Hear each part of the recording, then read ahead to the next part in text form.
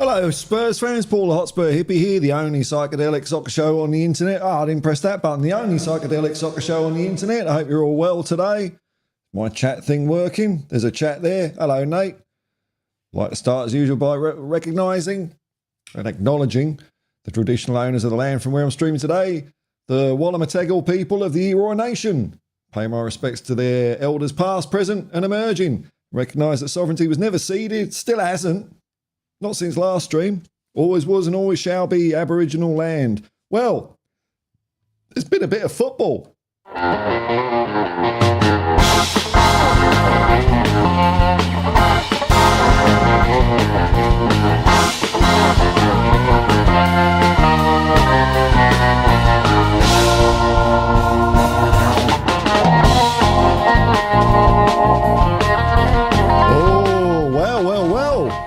Well, what a turn up from the books. Niki Olympiacos thrashing and smashing Aston Villa out of the Conference Cup. I don't know what the ramification... Oh, God, that's a bit stretched, that picture, isn't it? Aspect ratio's a bit naff there, matey. Sorry, Olympiacos. But I don't know what the ramifications for Tottenham are about that, but well done, Olympiacos. I don't know if they've had much luck in Europe before. They seem to be one of the Greek teams that I hear from quite a lot. Greece, of course, European champions in 2014, deservedly so. So I've got Greek friends, so I'm an Olympiacos all the way for this cup. Anyway, that'll do for that.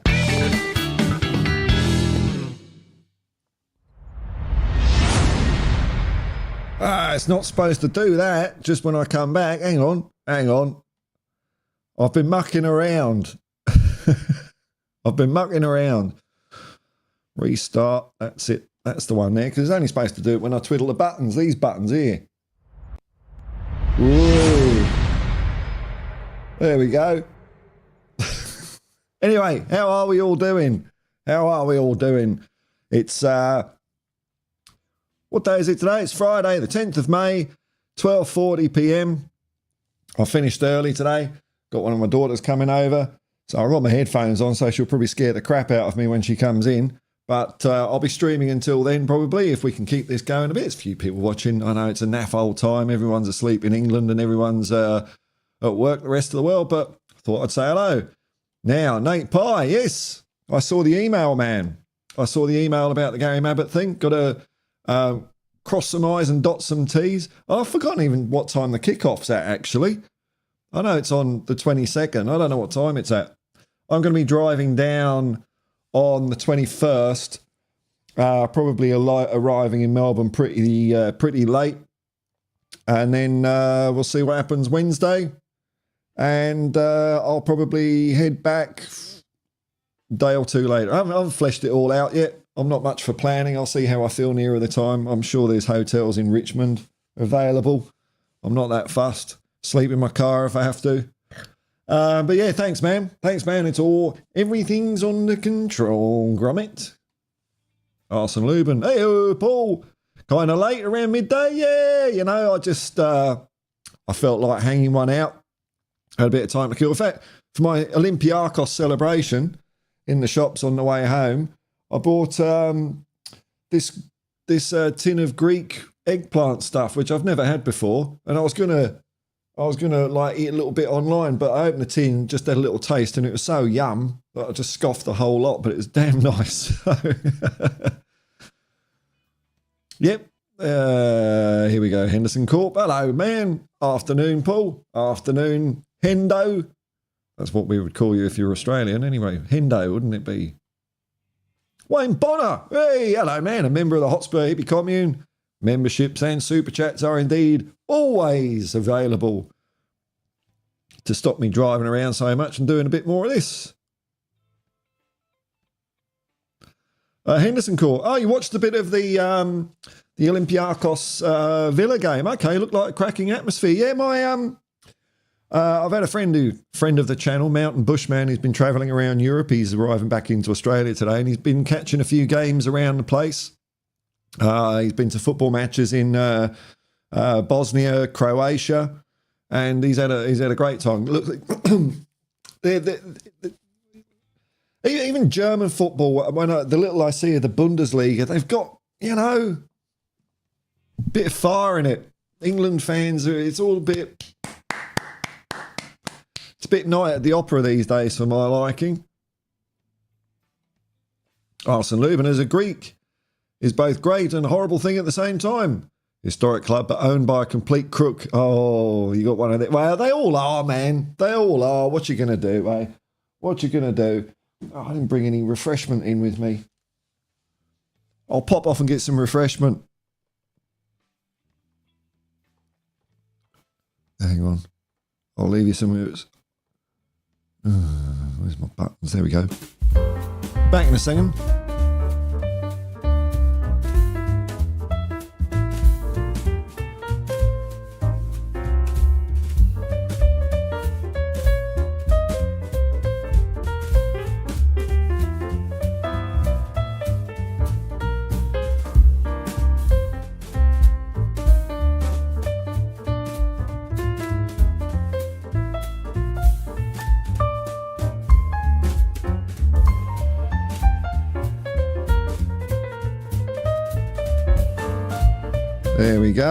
There we go. What have I caught on the Spursosphere recently? I forgot whose channel it was. I think it might have been Irish Hotspur, but was it Sean? And I was kind of dozing this morning, so I had a bit of Spursy stuff on in the background. It's pretty good from what I can remember while I was half asleep, and I was slipping in and out of dreamland, and David Harris popped up in one of my dreams. He was talking about European players I think it was just the audio of the TV penetrating into my dream world. It's very strange. Thanks, David. Nick Brown, I'm in England, Paul, and always up for my Spurs Fest. Well, you're up bright and early, man. It's nearly 4 a.m. 4 a.m. Arsenal Lubin down here. Pyrotechnics and stuff are allowed. Oh, boy, I know. It's so... Oh, it does my head in, man. It really does. No, you're not allowed to have too much fun. Not in England, not in Australia. No, no, no, no. You could take someone's eye out. It's like, oh, come on. Come on, it's fun. Lobbing a few flares in around. It's great fun. I'm totally irresponsible when it comes to that sort of thing. But then I grew up in the 70s in England where you could just, as a child, walk into a newsagent and say, got a box of fireworks, please. And just throw them at each other. Very irresponsible. Don't do that, kids. You can't in Australia. Fireworks are illegal, so you can't buy them anywhere, which is, land of the free down here. They love their rules in Australia. They really do. What else have I got? Let's have a look. Do any Tottenham rumours or anything? Of course, my phone is not charged, so don't know how that is. Let's have a look. Any Spurs news? Extensive research time.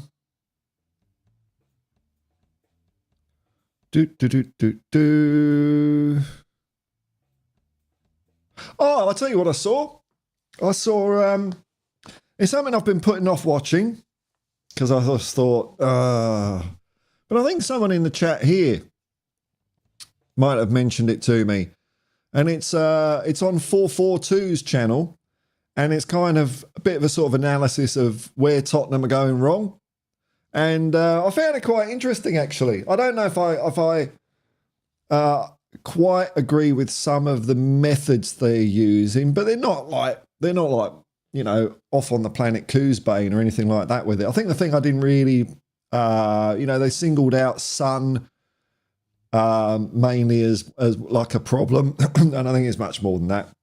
But in essence, the conclusion was, which is what I've been saying, I think what a lot of people on YouTube have been saying, it's down to the players.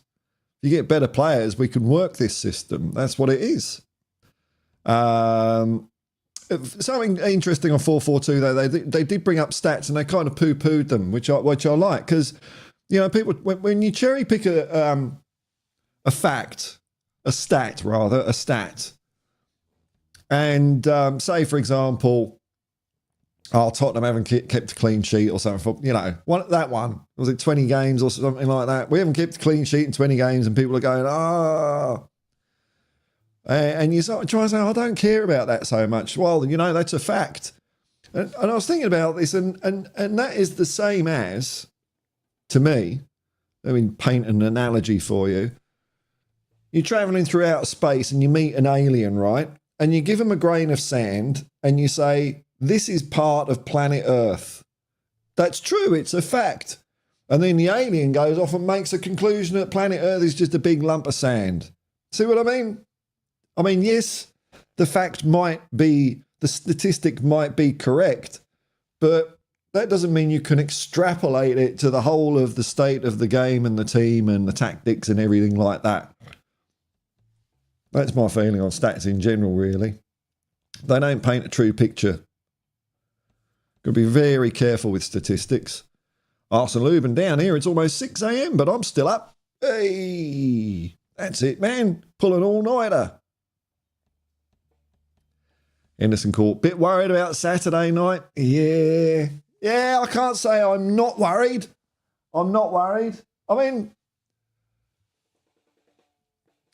knows? Like, if Ange's future is safe, then I'm not worried. That's the worry I've got. Because, people are getting a bit restless. People are getting stirred up. People are going to start, protesting. The ringleaders are out because we've lost a few games and they're all getting very shouty. And Levy responds to that usually by sacking a manager. I said this several times, and that's what he always does. So if that's safe, And Levy and Ange and everyone is saying, nah, we're on the right track here. And by Ange's demeanour, it seems that that's the case. He doesn't see, there doesn't seem to be any rumours coming out of Tottenham Hotspur that Ange's job is on the line or anything like that. Or if he loses the next 3 games, he's lost his job. So then I'm okay. But, you know, I'll be much more comfortable when the season's over, I think. But at the moment, it's a good game of football. We smashed them 6-0. So you watched Vincent Kompany presser earlier. Okay, and he sounds keen. They have a lot to play for, but they are at the bottom, aren't they? So they're at the bottom for a reason. This is the thing. Have they still got a fight for anything? So I'll just have a quick look at the table here.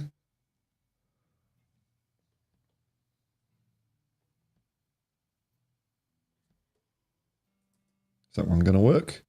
Here we go. So let's have a look at the table here. What are they fighting for? So they've all got 2 points, 2 games. Okay. So 29. So Sheffield are gone. Burnley have nearly gone, haven't they? 6 points. If Forest draw, they're pretty much, yeah, Forest draw, they're gone. But they're not out of it. And if Forest win, then really Luton Town are gone as well. So, you know, they're down there for a reason. They've lost 22 games. Both of them have lost 22 games, Luton and Burnley. Not on a particularly good run of form. Only scored 39 goals, let in 74. That's an awful lot. One of the interesting things on 4-4-2 is, you know, at the moment, well, at the end of Pep's first season, he was on 60 points. And at the end of Klopp's first season, he was on 58. And scored less goals than us as well. So, you know, there's a bit of a benchmark. I reckon that's all right. Arsene Lubin. I saw that video, the 4-4-2 one, yeah. I generally liked it. Yeah. I'm not like I thought his conclusions were fair and I thought some of the information was fair. I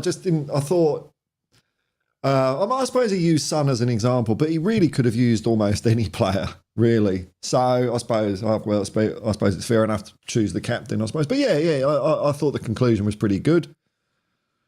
And it was more looking at how we're not playing the football well as opposed to, you know, we've been figured out, because that's not the case. I firmly believe it's not the case that we've been figured out at all. It's just that we're playing like Muppets at the moment. That's the thing. So we'll sort that out in the window, some of it, see how far we can get with it.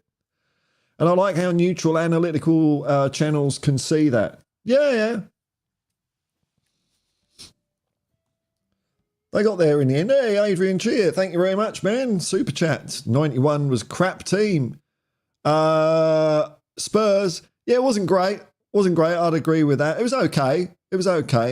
But we had Gascoigne and Lineker. That was, that was it really, wasn't it? I mean, who else would we have in there? Like the Sedgley, Edinburgh, Eric the Viking. I liked him. Vinny Sandways, I couldn't stand. Vinny Sideways. That wasn't a great team. I think it was I wouldn't say it was a crap team. I'd say it was an okay team, but they had some fight about them and they had Terry Venables managing them. So that got them over the line. Thanks for the super chat, Adrian. Arsene Lubin. To be fair, I think we should always respect the opposition. I don't know about that. Not as a fan. You can do what you want as a fan. Well, you can do what you want, man. I think we can win against Burnley if we actually put in the effort. Well, that's what it comes down to. I think, if anything, Burnley have got a chance because they're not as good as us. The table doesn't lie about that. But like any game of football, if they come at it with more intensity and tempo, they've got a chance. If we play like we did against Chelsea, they've got a chance. If we play like we did against Newcastle or Burnley the first time, then they've got no chance. So it's down to us. It's down to us as usual. It's always down to how you execute your game. And hopefully we'll start doing that a bit better in this game. It's a nice game to do it in, home against, relegation opposition. Should be a win. Henderson Core. or Corp. It's not Core, is it? It's Corp. I will say that all those sackings before have come when there hasn't been the feeling around the club like Ange has brought to the table. I don't know, man. You might be right. And I guess for some people, Jose and Antonio in particular were on borrowed time because of the style of football. But then Ange is on borrowed time with a lot of people as well, I think. Or I don't know if it's a lot of people. He's on borrowed time with some people. There are some fans that think that Tottenham's too good for him, that he's a mid-table manager. You know, everyone that says, I'm not Ange out, you know, I've done all that. And it just depends how that, you know, crowds are funny old things. People, like human beings are great things, but en masse, we're so dumb. So dumb. It depends if that gets momentum or not. Whether, you know, like if Burnley win 4-0, for example, you know, it's not going to be pretty, is it? Not going to be pretty. And it's whether the board have got the intestinal fortitude to stick through it. That's my concern. There's a bit of feel around the club like Ange's brought to the table. What do you think? And make it Hendo, for Christ's sake. Okay. Hendo, bloody kids.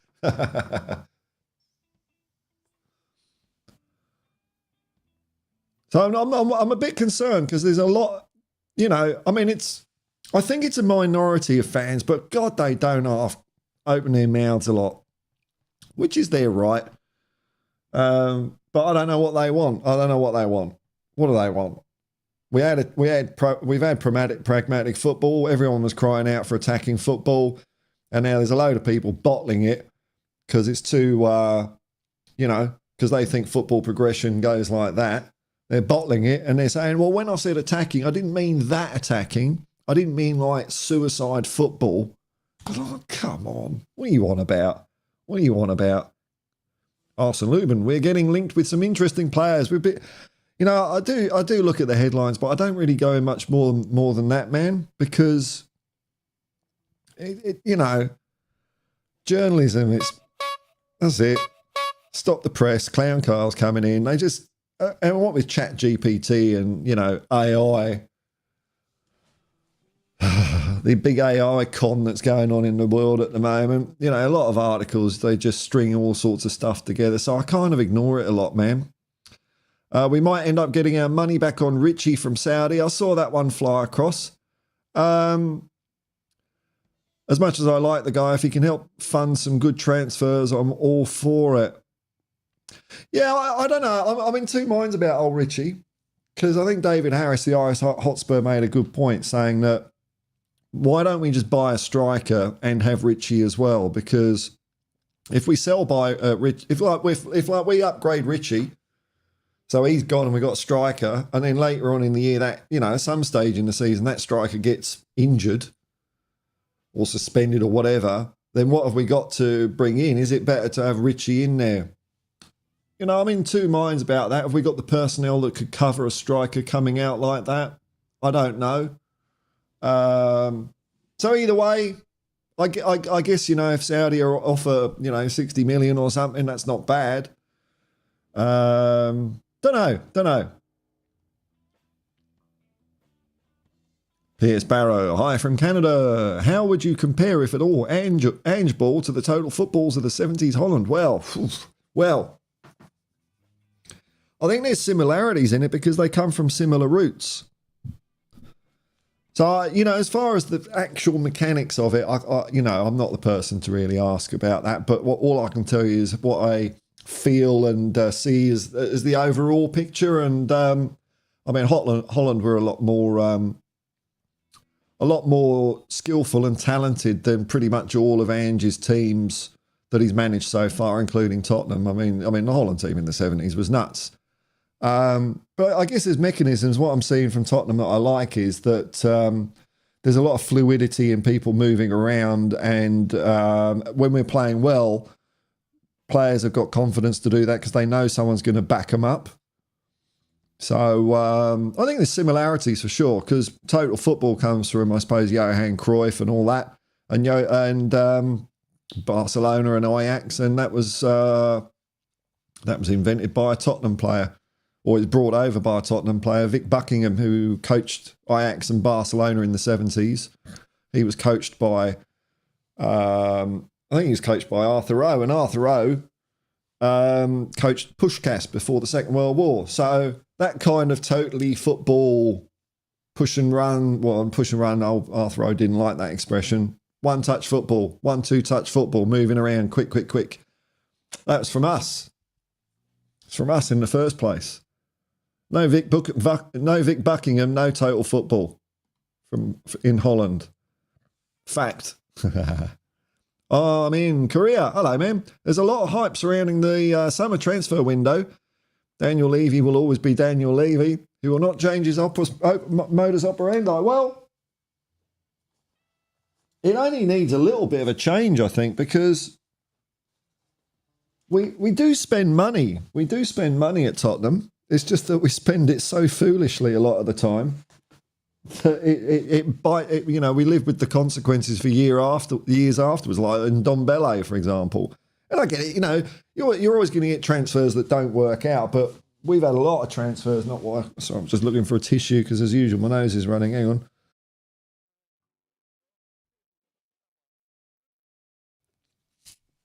Now, if that football side, as Daniel Levy's been saying, has been taken away from him, or he's abdicated it, or what's the word I'm looking for?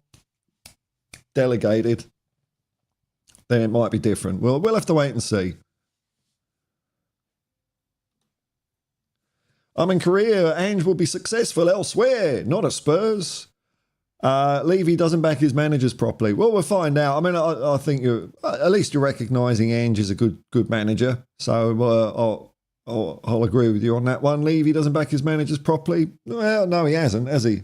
So we'll just have to see. I think the thing is, though, Antonio and Conte want the $100 million players. Ange doesn't need that to get his teams to work. I've still got hope. Bugger it. Henderson Court, Hendo. Hendo followed Ange through the Celtic journey. So did I, man. It was exciting. Just wanted to see how that kid would get on. And after a fairly old bumpy start, I think one of his first games was he got knocked straight out of the Champions League. They had a bit of a poor run until Christmas, and then he brought in a couple of players, and off they went. It was exactly the same there with the fans and the internet. Oh, yeah. I think they got on board it a bit quicker because they started getting improvements quicker, if you know what I mean. But definitely at the beginning, man, it was exactly the same. Because also then the big thing when Ange went to Celtic, he didn't have a UEFA coaching license. So he had to be given some sort of exemption. And that was a big thing. Oh, he can't even coach in Europe, So it was the same. But they grew to love him because he brought special times. And I think that's what he's going to do at Tottenham as well. That's why, when he was at Celtic, I was so, dreaming of him coming to Spurs because I thought, God, we could do some of that at Tottenham. Arsene Lubin, the difference in this transfer window, I trust Ange to be able to get players to perform much better than people would otherwise expect. Yeah, I hope so. He's a bit more of a coach than. It seems like the other, mainly Conte was more interested in drills and things like that. Whereas, from what I know about Ange's training, it's more based around 70 minutes of intensity, like match time intensity. Not all that other stuff they do, but Nick Brown. I never thought I'd say this, but Richie has bedded in, and I would like to keep for now and bring in a different type of striker. Yeah, I'm open either way, man. I don't know what the finances are at Tottenham. I don't know what FFP and all that is. I don't really concern myself too much with that. If getting a decent striker means we have to sell Richie, then we have to sell him. But if we don't, it'd be good to keep him. I just don't know, man. Don't know. Arsenal even just hearing the name Ndombele is giving me a headache. Oh, it's shocking, isn't it? Shocking. Shocking. And I mean, we could have cut him out years ago. That's the problem. And it's okay, you take a loss. You're going to take a loss on the transfer fee, but we've been paying his bloody wages every year since that. And he earns a lot of money. So sometimes it's better. I mean, it's not like in the years since, it's not like he's appreciated in value, is it? So we're probably going to sell him for the same amount of money we could have sold him for maybe 2 years ago. But we've been paying his salary, I don't know, 10 million a year in the 2 years since. So I don't know. I think that I don't think Ange suffers fools as much as other coaches, though. A la Eric Dyer getting frozen out immediately. Too bloody right. Got to be right now and then, haven't I? Arsenal Lubin, we have so many deadwood players to offload, but most of them won't take the wage cut. I know, that's football, isn't it? That's the modern world. So, I mean, that's always what I think, man, whenever I hear players that it looks like we're trying to get rid of them. Like Pierre was one, Eric was one, like in the summer window, and Skip perhaps as well in January.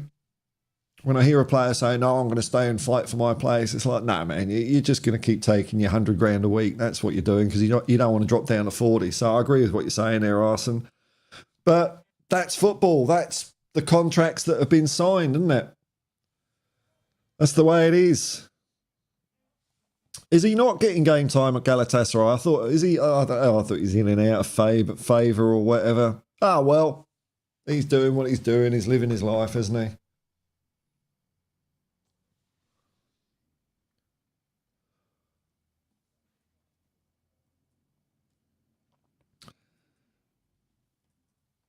What else is there? What have I been watching? I'll just wait for some comments, you know. No rush here.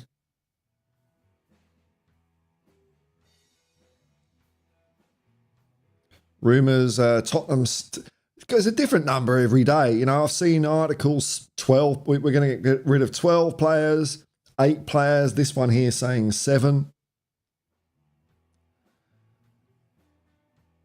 Tim Sherwood's getting gobby again. Although it's hard to say because a lot of the time these headlines are misleading. Let's have a look at this one. So the headline is, Tim Sherwood says Tottenham star has been found out. Fire shots at Postecoglou. And then I've got to scroll down 3 pages to get the quote. Here we go. Ange, I love him. He looks like a guy you want to go out with and have a pint on Saturday, but he talks too much to the press and he's too honest. He's talking to us, Tim. He's talking to us. He's talking to the fans, man. He's talking about set pieces, the high line, and this is us. This is where we're going to play. I think they've been found out.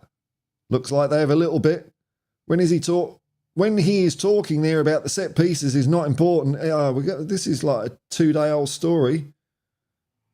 He has no reason to say it isn't important. Why would you say that? Goalkeeper has been found out. Oh, shocking. Lemmy. How much tickets for Melbourne? Well, I've heard that they're like over $100. I think because I got in first day, it was $60. But I think they're much more now from what people are saying. Adrian Cheer, your favourite Macca's burger? Haven't you seen eat one on stream for? Well, I don't eat on stream. I might sap a Coke, but look, it depends how many calories I need. If I need a load of calories, I'll have a double quarter pounder. I prefer the quarter pounder because the ratio of meat to bread is a bit wrong in a double quarter pounder. But if I need calories, that's what I'll have. It's like baby food for adults, isn't it? You just eat it and shovel it in.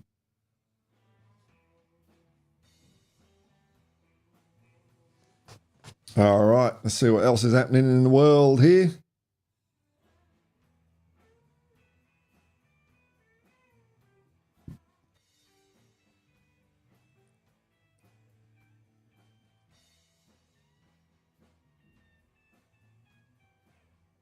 No, not a lot there. I got some comments. Good. What time is it? I think my daughter's going to be here soon. Nick Brown, we're going to have difficulty in selling our players. Financial circumstances around the world. That's true. That's true. Everyone has to stick to certain rules and various things, so they've got less money and less expendable income, I suppose. So, I mean, that's going to affect the market value of everything, though. So you'd think, okay, well, that will make players we want cheap as well. Maybe. Sure, we're talking about other managers, says Arsene Lubin. Yeah, I know, man. It's a bit rich, eh? Dragon D's nuts. Hello, man.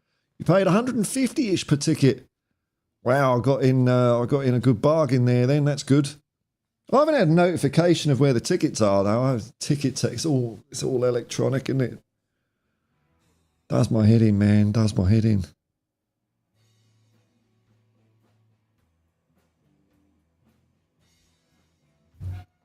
Oh, okay, folks. I can hear the front door going. Is that you? Yeah, hello. I'll be out in a second. All right. There we go. That's the end of that. Okie dokie, folks. That was a quick one.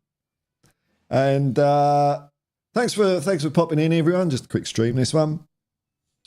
Thanks to everyone who's watched and clicked like and subscribe and all that good stuff. Thank you very much. Thanks to everyone that's commented. Thanks to Adrian Chia for the super chat. Nice one, man.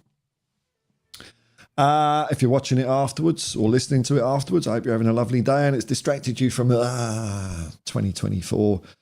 Anyway, folks, until next time. Oh, I've got more buttons to twiddle here. Peace and love, man. Peace and love. And come on, you Spurs. Ooh.